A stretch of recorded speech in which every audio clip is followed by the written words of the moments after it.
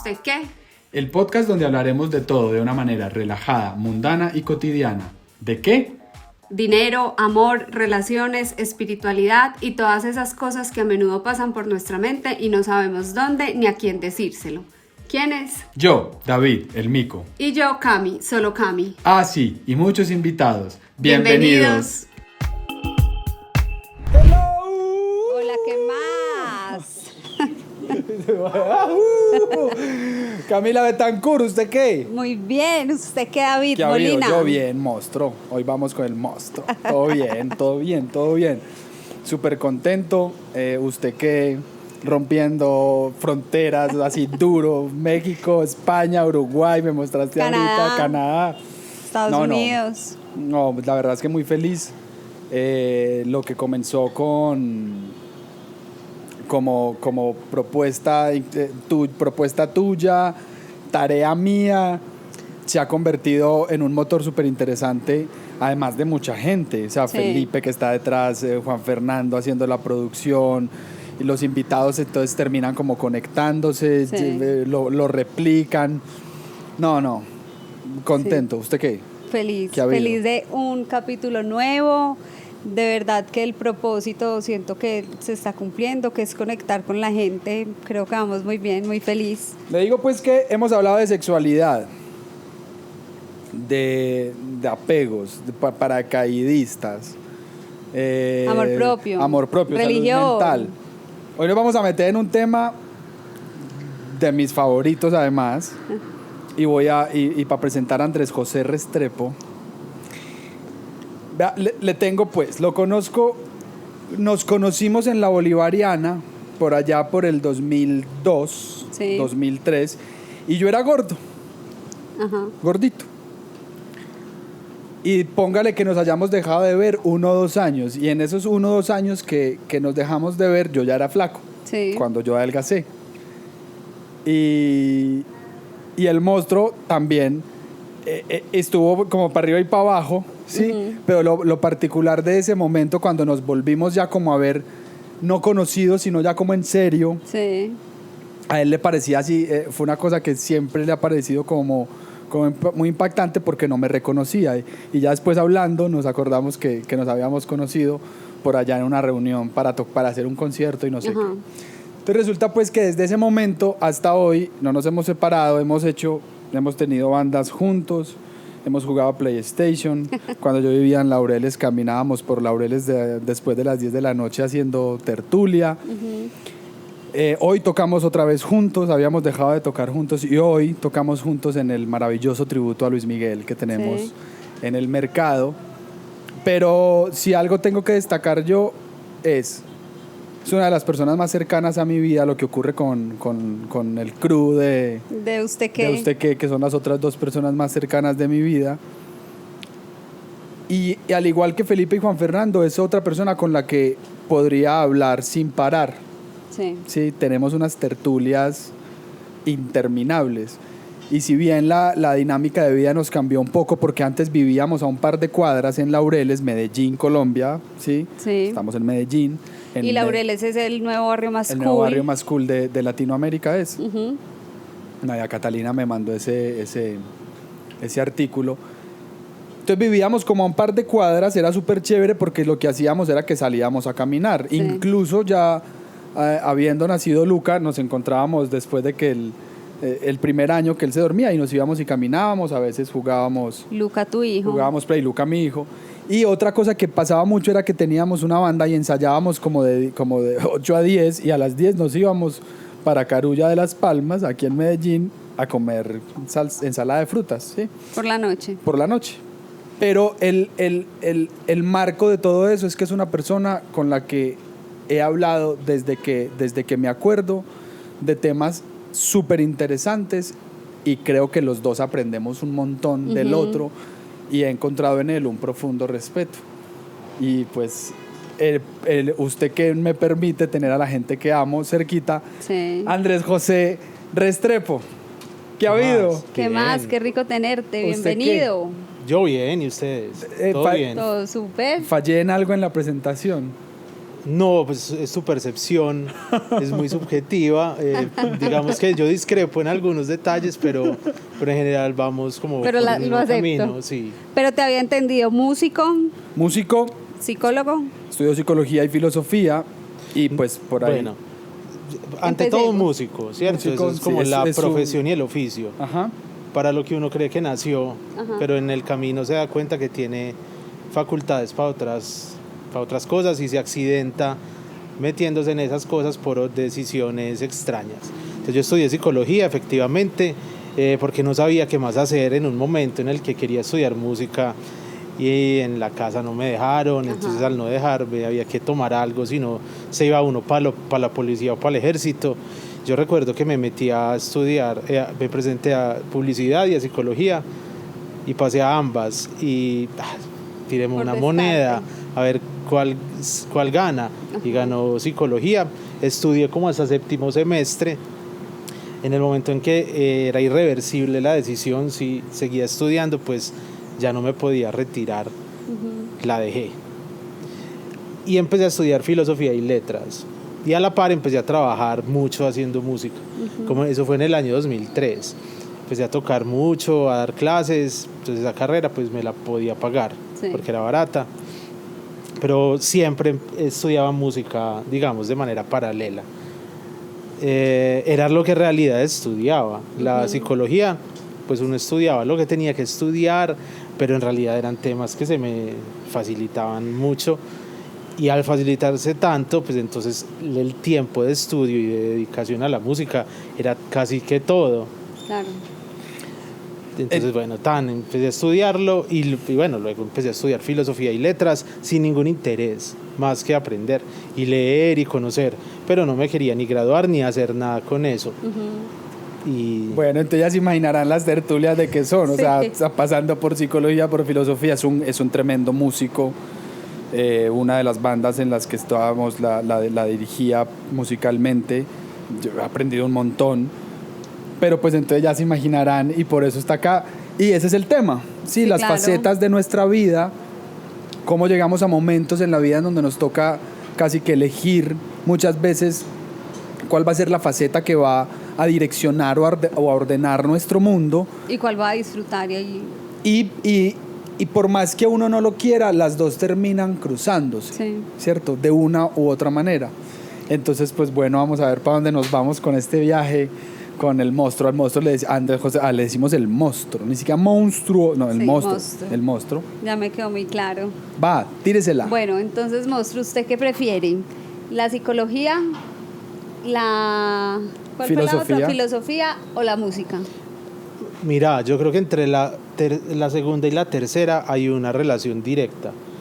Filosofía y música. Y música, muy directa, y es algo de lo que no me he desprendido, aunque, bueno, definitivamente yo lo estudié porque quería estudiarlo y no tenía ningún interés ni monetario ni profesional. Yo tenía siempre claro que yo lo que iba a hacer era música. Así terminara psicología, así fuera lo que fuera, así terminara filosofía, la música siempre estuvo como pilar. Entonces, en ese orden de ideas, en prioridad siempre ha estado la música. Sí. Eso sí, lo he estudiado de manera rigurosa, de todas las maneras posibles, los lenguajes que quieras, y aún pues eso no es que se deje de estudiar, Sí. jamás. Y la filosofía, de todas maneras, cuando uno estudia psicología, hay un sustento filosófico que es muy importante, que desde entonces ya lo venía estudiando, pero digamos que los límites de la carrera no permitían que hubiese como mucha expansión en esa multiplicidad de temas que es la filosofía. Y bueno, de todas maneras estaba en una universidad que era pontificia, mucho menos, las limitaciones eran rígidas, entonces había temas a nivel filosófico que ni se veían. Muy sesgado. Y a la vez empecé a conocer de psicoanálisis por ahí en el tercer semestre, y esa vuelta sí me volteó todo, me volteó la vida. Conocí un par de profesores, luego pude conocer más, luego empecé a hacer análisis con una de mis profesoras que me daba psicopatología, entonces ahí la relación de docente-estudiante, digamos que se marchitó y pelechó otra. Sí. Pero como digo, el discurso psicoanalítico es un discurso que es muy subversivo en lo que a la iglesia, por ejemplo, y al sistema corresponde. Entonces, en una universidad pontificia, ciertos temas y ciertas materias se daban de una manera muy ni siquiera básica, como si fuese un relleno, pero Sí. para mí era todo lo contrario. Yo entendí que en esa facultad lo que más relleno era lo que era realmente importante, entre ellas la ética, que Sí. extrañamente era una materia de relleno, y me la dio un profesor aterrador, y ni siquiera me acuerdo cómo se llama, pero a la vez a otro grupo se la daba un man que era un erudito que se llamaba Samir Dazuki, y ese man ponía a todo el mundo mal. O sea, la gente quería salirse de ese curso, que puta cosa tan difícil, que no hay que... Y yo decía, no, este man tiene que estar haciendo las cosas bien, porque Sí. si golpea tanto a una población tan... No lo quiero decir. Pero si hacía Decilo. tanto Lo eco y puedes resonaba decir. tan duro. Decilo, No, porque que- es que hay gente que todavía conservo esa época y sé que se podrían sentir ofendidos, aunque en realidad no me importa. Pero él golpeaba muchos egos y muchas crianzas. Yo dije, este man tiene que hacerlo bien. Entonces lo que yo hacía era que me acercaba al man, el man me daba como... con las conversaciones, era como clases súper magistrales. Entonces yo entendía, la ética no puede ser vista como una materia de relleno. Claro. Pues es la base de cualquier profesión, sea la que sea. Lo entendí y lo entiendo ahora en mi profesión, que es la música, en la cual uno tiene que ser sumamente ético. Entonces, bueno, pasó eso, el psicoanálisis, todo, y yo me empiezo a dar cuenta que había como un mundo detrás del mundo que yo podía ver en la universidad, y que había una serie de autores que eran los autores prohibidos, Sí. que tenían unas temáticas que eran completamente disruptivas con la iglesia y con el sistema político, con el país, con la sociedad. Yo, no, marica, algo tengo que hacer para poder estudiarlo. Me metí en una asociación que eran los foros del campo lacaniano, que era una asociación psicoanalítica. Hice algunas ponencias incluso, me mantenía leyendo, estudiando, y eso me llevó a que cuando corté con la psicología, por una razón fundamental, en un ensayo escribí básicamente pestes de la materia, de la carrera, y el profesor que lo leyó era un profesor muy crítico, un profesor muy extraño, muy interesante. El profesor tiene una anécdota muy interesante, es que al profesor lo odiaba también casi todo el salón, Sí. pero yo particularmente lo amaba porque me parecía brillante. En el tablero le escribieron hijo de puta, grande en el tablero. Y él mandó la clase alrededor de la palabra, y cuando terminó la clase puso una S al final y se fue. Y yo dije, no, marica, Lindo. Brutal. este man la tiene muy clara, la tiene toda, y todo el mundo se sintió ofendido porque el profesor respondió de esa manera. Entonces, bueno, es una anécdota, pero yo le escribí un ensayo al man donde yo explicaba de manera muy detallada mi lucha frontal contra lo que yo veía como el ejercicio de la psicología. Sí. Entre tantas cosas, que había un profesor que era como de los más calidosos de las vacas sagradas universitarias, que daba una materia sobre las relaciones de pareja, y el man le había sido infiel a su pareja con una estudiante que era como de segundo semestre, y al siguiente semestre que yo me salí, el man se fue porque decía, no, es que esto no da plata, y se puso a estudiar derecho. Entonces yo no entendía muy bien, entonces todo ese tema ético a mí me entraba en conflicto con lo que yo veía en mi entorno. Al escribirle yo el ensayo, él me dijo, ¿usted por qué no le sale? Y yo, qué excelente idea, ¿por qué no? Y me salí. Obviamente pues no fue tan fácil, Sí, fue claro. fácil tomar la decisión. Lo que pasa es que toda acción tiene una consecuencia, que es la que no es tan sencilla. Obviamente Sí. pues enfrentar la familia y todo eso, pero pues igual eso pasa, y ya entré en Pero filosofía. perdón, te interrumpo. Dijiste que no te dejaron estudiar música de una porque era como un hobby. No, es porque por esa época yo creo que el artista era visto como un pedazo basura de la sociedad, y de hecho así se veían y así Sí. se trataba. La Entonces, bohemia, Claro. Es la el no- marihuanero. la nocturnidad. eso.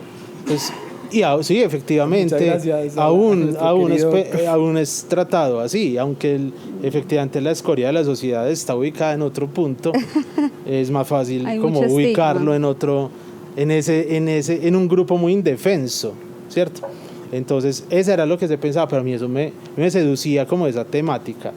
No tanto las drogas ni el alcohol, sino todo lo que tenía que ver con lo que fuera, de una manera u otra, subversivo a la cultura, ¿cierto? Ahí había, pues, de todas maneras, un asunto a nivel formativo que había que cruzar, pero bueno, igual a mí no me dejaron y pues uno en esa época no lo podía pagar. Sí, total. Tocaba asumir la decisión, la imposición, y decidir como con un arma en la cabeza, pues como o te vas para el ejército, porque eso era realmente lo que pasaba. Yo ya había salido apto, entonces era, si no estudiaba algo, o me iba para la policía, y eso me parecía fatal precisamente por todo lo que estoy diciendo. Sí. Que aún conservo la misma posición, entonces nada. Creo que es demasiado obvio porque podemos hablar y hablar y hablar por horas.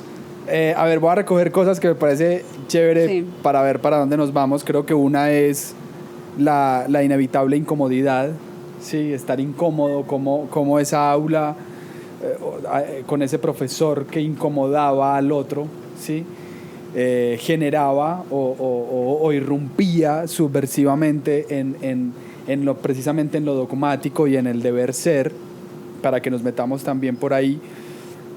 Y lo otro que me parece muy importante, recordé, no sé, hace poco que íbamos para un ensayo que hablábamos del otro, de la otredad, del surgimiento Sí. de la negritud, de lo negro, o sea, el negro,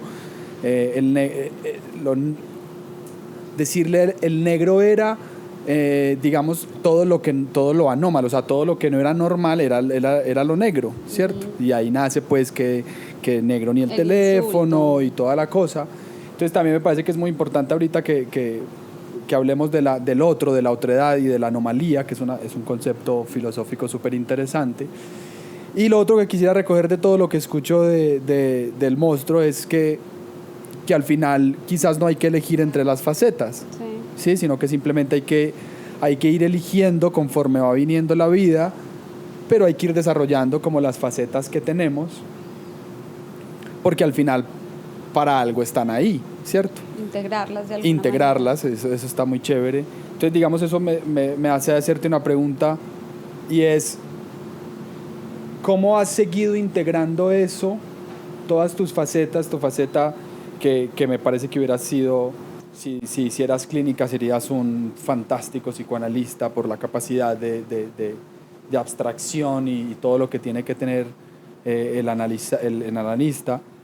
Pero digamos, ¿cómo has ido conviviendo tu vida de músico? Sos un tremendo músico, te graduaste de música, sos un tremendo guitarrista, componés, hiciste un disco maravilloso ahorita, Raíz, sí, un disco maravilloso que tiene que escuchar todo el mundo. ¿Cómo has ido conviviendo precisamente en tu vida con eso, con las facetas aparentemente no explotadas, pero sí absolutamente exploradas, y con tu música? ¿Cómo lo vas? Yo creo que uno uno tiene un starter pack y uno le añade gallos a lo que uno es en la vida. Entonces, la pregunta más que interesante es de una respuesta de pronto muy larga y compleja, pero voy a tratar pues como de sintetizar en lo que más pueda. Bruce Lee lo dijo alguna vez. El man decía que uno, cuando se enfrentara a un tema nuevo, bien sea como discípulo frente a un tutor, uno tenía que tomar la información, absorberla y desechar lo que no resulta, digamos, representativo para uno. Uh-huh. Y de esa manera debería tomar lo que le es útil y simplemente de eso que es útil tratar de moldearlo y conservar lo que es propio, ¿cierto? Okay. Yo creo que eso pasó de todas maneras. Lo que yo estudié en psicología, sobre todo en psicoanálisis, no tanto en psicología, porque siendo muy honesto, cruel y tajante, uno en psicología no aprende ni forro. Además, sobre todo yo, que no tenía ningún interés en ese discurso, que me resultaba completamente vacío, aún me resulta, pero en lo que aprendía de psicoanálisis, sí. Y que además te analizaste, que eso es sí, vital. No terminé porque tuve un lapsus horrible, que fue una pesadilla psíquica, que fue que olvidé el nombre de mi mamá en una consulta, y en ese momento dije, no, las huevas, yo no puedo, no más. Que fue aterrador cuando se te aparece algo tan ominoso como olvidar el nombre de tu mamá. Pues uno dice, marica, está poniendo un mecanismo de defensa frente a algo que no sé qué es, más bien uno se voltea y se va, como un cobarde. Sí, la más fácil. Así es. Pero pues no es un proceso que nunca vaya a volver, eso tiene que seguir. Entonces, si me preguntas que yo cómo integro eso, lo integré de la manera más tácita no, más explícita, fue cuando empecé a dar clases, que empecé a entender cómo podía abordar al otro, pero no desde mí, porque eso me parecía el gran error de la misma psicología, suponer el saber sobre el otro. Perdón, ¿empezaste a dar clases de qué? De guitarra. Empecé a dar clases de guitarra y de música. Di clases muchos años, hoy día extrañamente ya no las compartimos, doy. ¿Por qué? Clases, o sea, dimos clases en el mismo lugar. En Hard Rock. Muchos años, sí. El asunto es que yo me abstraía siempre de la idea de pensar que porque a mí me funcionó, le tenía que funcionar al otro. Lo mismo que pensaba que era un gran error de la psicología. Pensar que yo tengo un saber que de alguna manera puede ser relevante para otro, es tener un ego suficientemente grande como para pensar que yo soy relevante, tan relevante que mi relevancia y mi gran ser, mi gran yo, te pueda servir a vos, te pueda servir a y le puede servir a todos. Eso no puede ser. El gran yo con el ello de eso no puede funcionar sí. así. Entonces yo decía, yo no puedo enseñar. Así empecé, lógicamente, y fracasé, lógicamente, porque es que ahí el resultado era no inmediato, pero yo veía, no da. Entonces, amoldarse a que el otro en realidad es el que tiene el saber sobre él y entender que uno como profesor es simplemente un camino que presenta como no es una luz, que realmente la palabra alumno significa que no tiene luz. Alumno, alumni, no tengo luz, y llega otro man y me la va a poner, ya también es darse uno más importancia de la que tiene. Entonces, entender la palabra, entender el concepto y entender que el oficio no es que yo tenga la luz para hacerlos brillar a todos, porque no soy ningún profeta, sí. Nadie lo es. Entonces, de tener esa idea y que el yo crezca de una manera desbordada y que mi ego porque en realidad lo que hay es una retroalimentación del ego al yo, y pasó, claro que pasó.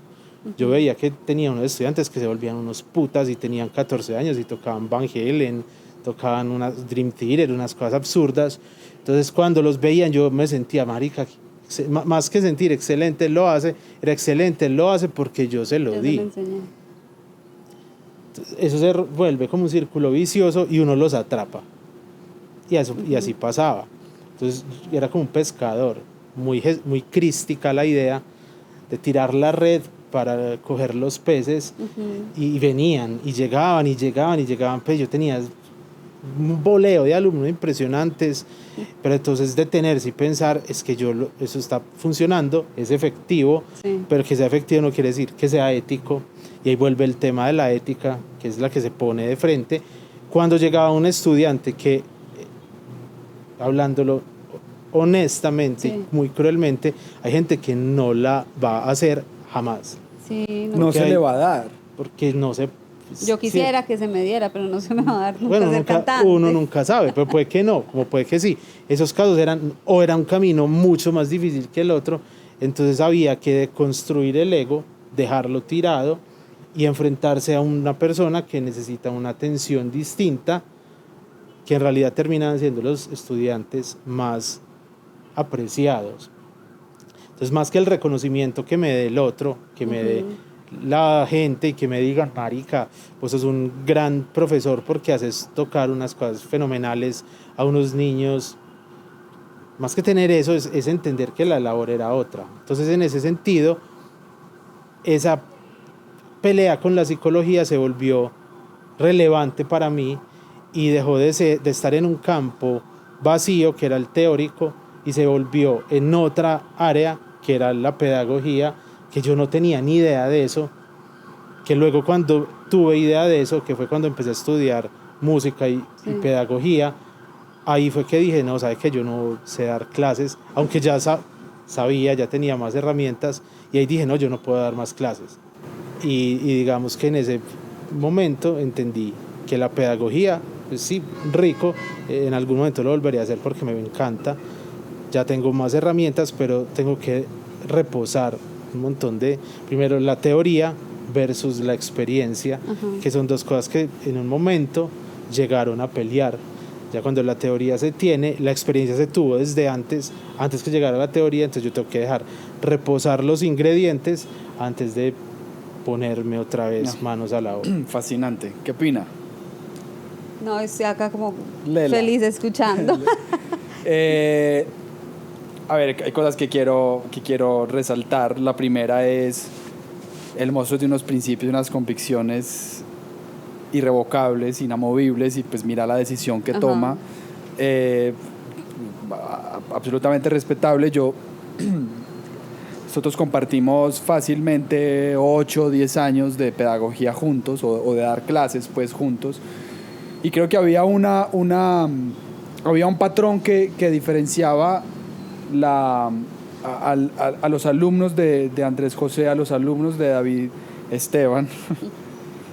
Y es que quizás ahí estábamos también preparándonos para cosas que hacemos hoy, porque digamos a mí nunca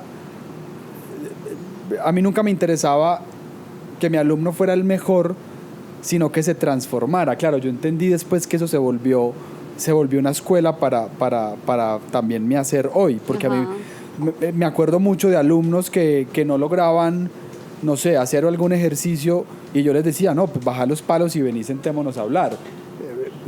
¿Qué sentís cuando tenés que hacer el ejercicio, etcétera? Y entonces me parece que en eso el monstruo era para mí un gran profesor en ese sentido, o una gran guía, precisamente por todo lo que compartíamos, y porque esa siempre ha sido la postura como analítica y deconstructiva del mundo del monstruo, que hoy tiene mucha más relevancia para mí, porque obviamente han pasado años y veo el mundo desde otra perspectiva. Digamos que hay algo que lo que hablábamos hace un rato de incomodarse, ¿sí? La consulta, la terapia es incomodarse, o sea, es ser capaz de ir a incomodarme con algo que no quiero escuchar. Monstruo, ¿cómo te incomodas hoy? ¿O en qué momentos te generan incomodidad? Cuando tenés que montar, no sé, un repertorio nuevo. Me acuerdo que cuando estábamos montando Luis Miguel hablábamos mucho del grado de dificultad, digamos. Entonces, lo que fue para evidentemente, o por lo menos para mí, es una incomodidad profunda para lo que venía tocando. Hoy hablemos de esa incomodidad. Hoy, ¿con qué te incomodas? Hoy, ¿qué te incomoda en ambas facetas? Bueno, realmente me encanta estar muy incómodo, pero desde un punto netamente. Cuando asumo un repertorio que efectivamente es muy exigente, realmente es muy incómodo lo que hay que hacer para obtenerlo. Si ese repertorio de verdad sé que va a tener relevancia como para mi práctica musical, no voy a dudar en agarrarlo y decir, eso va. Hace poco hicimos uno de Alejandro Sanz que fue un boleo tremendo, y igual me encanta. Ya si es un repertorio que me resulta incómodo, pero no porque sea muy exigente, sino porque lo detesto, porque no lo disfrutás, nunca lo voy a tomar. Sí, me dijiste que no. Porque es que hay un principio también ético en eso. Tengo que ser muy... Porque habrá gente que le gustará, habrá gente que lo quiera hacer más que yo, entonces acaparar por acaparar, pues tampoco se trata de eso. Sí. Si a mí me llaman para algo que de verdad me gusta, sé que tiene un nivel muy alto, lo voy a tomar sin duda, pero si no me gusta, indudablemente voy a decir que no. Ese es el punto de la incomodidad.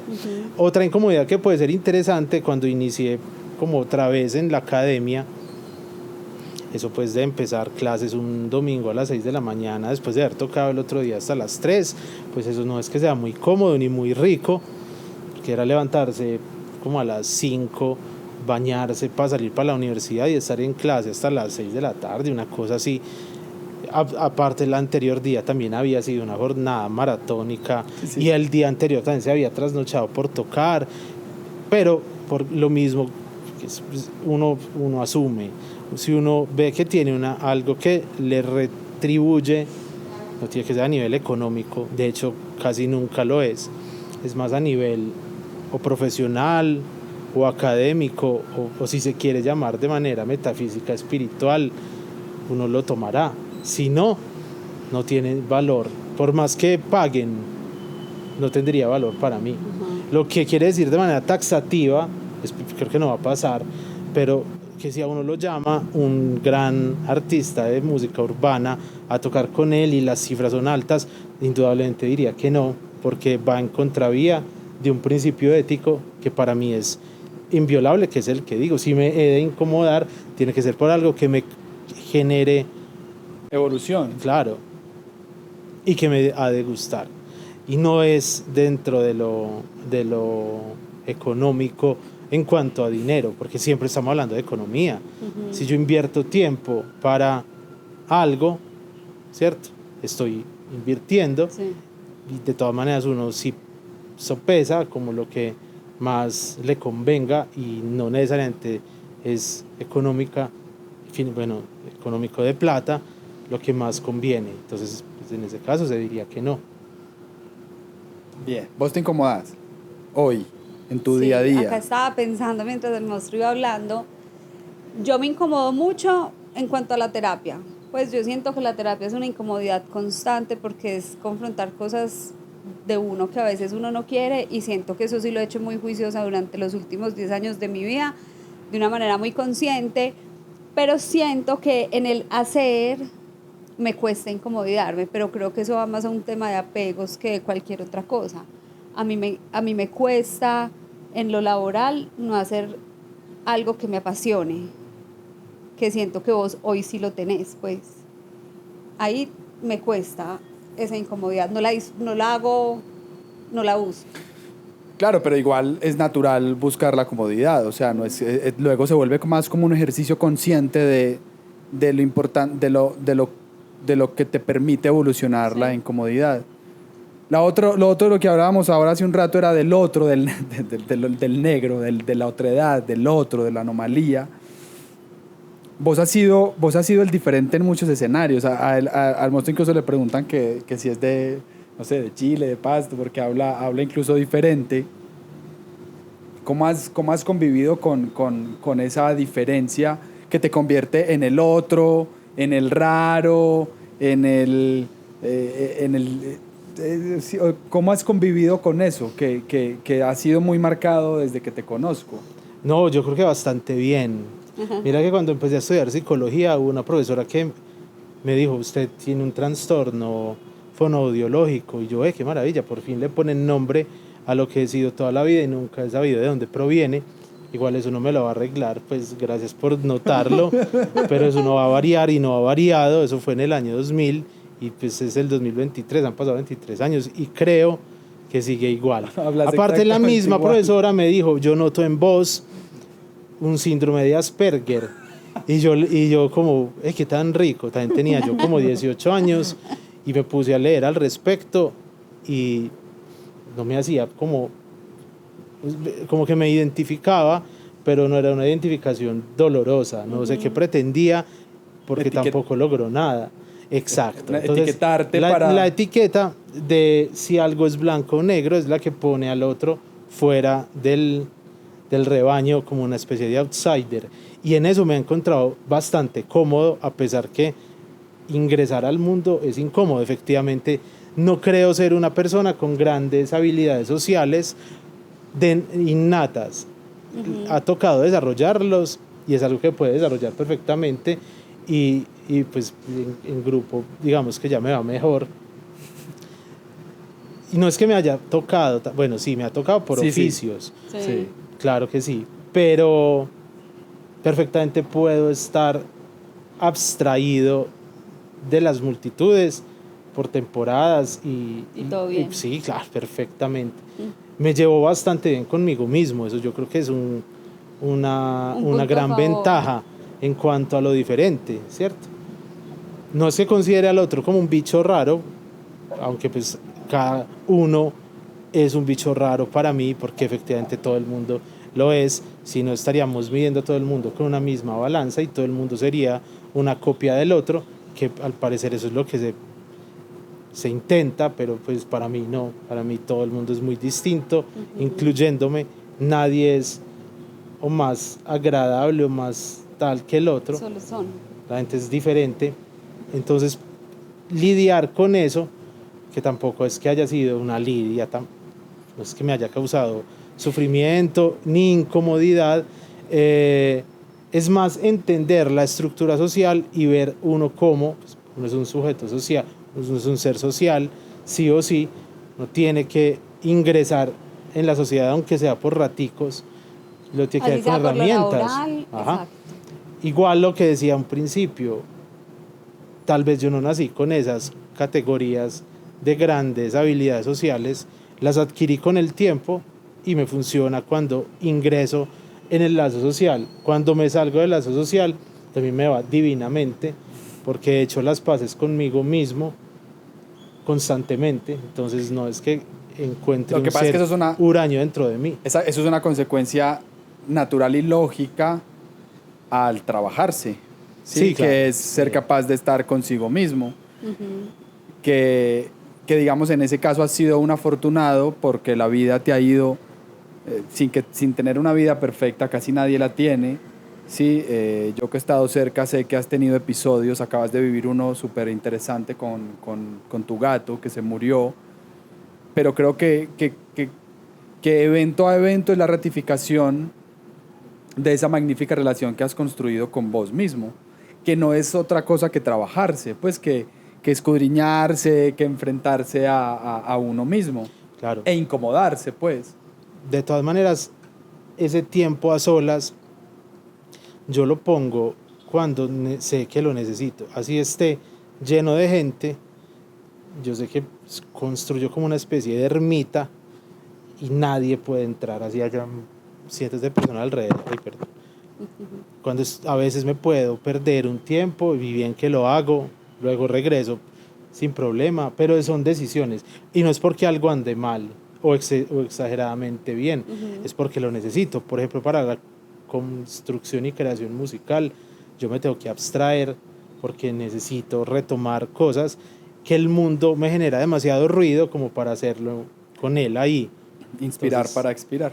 y como me funciona tan bien la soledad, entonces pues no hay ningún problema. Cuando me he de desaparecer un tiempo, nos hemos desaparecido temporadas, años sin saber el uno del otro y luego regresamos. Como si nada. Sí, como sin nada. Gordis, se acabó el tiempo. ¿Ves que es cortico? Sí, es Que corto. es cortico, a mí no me diga eso. Hicimos 40. Qué No, pensando en el monstruo. Gordis, un mensaje para los que nos escuchan y nos ven, inspirador desde vos, ¿sí? Para que se decidan a explorar las facetas que tengan, 2, 3, 4, 5 facetas que sientan que tienen. ¿Qué les dirías así como inspirador para que se metan en ese viaje? Mira, yo creo dos cosas. Uno, que uno sin disciplina no puede hacer nada nunca. Y la disciplina es para todo el mundo igual, ¿cierto? Es renunciar a algo para tomar lo otro. Y si lo has de tomar, lo has de tomar en forma. La otra cosa se me acaba de olvidar. ¿Estás bien? Sí, estoy demasiado bien, pero se me La perdió bendita la idea. disciplina. Se me perdió la idea. Quizá. Pero no, la disciplina, hacerlo bien, hacerlo a fondo, de manera rigurosa. Uno sabe, ya me acordé. Cuando uno es adolescente y duda de algo, lo más seguro es que ese algo no es. Solo Cuando uno es uno, adolescente. sí, sobre todo cuando uno es Sí, adolescente. porque lo que estás modelando ahí, sí. Sobre todo cuando uno es adolescente. Cuando uno es adolescente y quiere hacer algo, hágale. Perdón. Desperta, La que si se alarma para despiertan. despertar. No, tranquila. Ya todos así. Gracias. Perdón, Pero así solo- es. Sobre todo cuando Cuando uno es adolescente y uno quiere hacer algo, pues al menos inténtelo. Y a veces eso es. Cuando uno es grande se le ocurren cosas que pueden ser muy absurdas, puede que no le dé, pero al menos inténtelo en serio, no lo intente por ahí por encimita porque así nada funciona. Todo nada. Bueno, María Camila, ¿qué opina? ¿Usted qué? Yo creo que todavía me siento adolescente. ¿Usted qué? Usted qué bien, eso está Maravilloso. brutal, me encanta. Nos echamos me encanta otro con este el tema. monstruo. Nos echamos otro un día de estos con Yo el creo. monstruo. Si Bueno. te gustó, eres bienvenido. Mira, monstruo, que hacemos cerramos los capítulos con la semillita, Mi que parte es como favorita. la parte favorita de Camila, que es como sembrar algo para quienes nos escuchan. Reitero que escucharte hablar es para mí, para mi existencia, es un bálsamo, me tranquiliza, me enseña. Las tertulias con vos, con Felipe, son un tesoro para mi vida. Con Juan Fernando no. No, él es feo. Entonces, mi semillita hoy sería, uno, no hay que elegir faceta, ¿sí? Y haciendo una metáfora con tu instrumento, yo creo que la vida es como un diapasón, el diapasón de una guitarra. Entonces creo que el diapasón suena en todas partes. Entonces vos no puedes concentrarte solo en la parte de las notas graves o la parte de las notas más agudas, si se quiere, porque el diapasón suena completo. Entonces, si la vida de uno es como un diapasón, pendejos, si la vida de uno es como un diapasón, todas las facetas son importantes. Y creo que hoy me voy mucho más convencido e inspirado en que hay que meterse con lo que uno quiere hacer. O sea, y por ahí en un capítulo con Sara hablábamos de las pasiones no tienen que durar, perdón, con Ana, el paracaidismo, si quieres hacer una cosa la puedes hacer 6 meses y la puedes dejar si querés, Las pero cosas duran lo que tienen que lo durar. que tienen que durar. Entonces esa sería como mi semilla. Me voy feliz. Ojalá tengamos ensayo pronto para que hablemos un buen rato y volvamos a caminar por Laureles. Llegará el momento. Y gracias por aceptarnos esta invitación. Qué delicia escucharte hablar. No, ustedes, gracias por la invitación. Y si querés volver, me echas Sí, de una, me echas un... claro. Bueno, Bembe Films, muchas gracias. Felipe Gil Arquitectos, toda la gente que está ahí atrás. Acuérdense, usted qué podcast. Ya hay muchos capítulos. Nos Síganos escriben. en Usted Qué Podcast Instagram, escúchenos en Spotify, en YouTube, déjennos comentarios que quieren que hablemos, temas, compártanos. Comparta. Gracias. Un ¿Usted capítulo qué? más. ¿Usted qué, monstruo? Gracias. A ustedes. Love you. Chao, Te amo mucho. que estén ¿Usted bien. qué? ¿Usted qué?